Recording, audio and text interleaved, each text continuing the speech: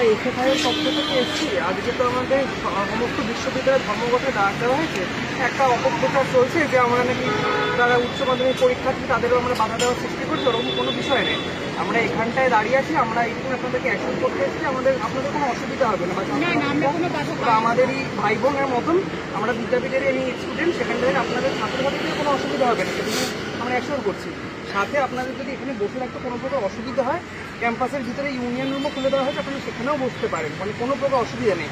আর তাছাড়াও যদি আপনাদের কোনো অসুবিধার সৃষ্টি হয়, এখানটায় আমাদের সংগঠন এরা আছে, আপনি এর সাথে কথা বলতে পারেন, তারা আপনাদের সম্পূর্ণ সাহায্য করবে। এটাই আপনাদেরকে বলে, আমরা যেগুলো বলার জন্য এসেছি। মানে গতকাল থেকে এক প্রকার অপপ্রচার শুরু হয়েছে যে আমরা নাকি উচ্চ মাধ্যমিকে বাধা দেওয়ার সৃষ্টি করি।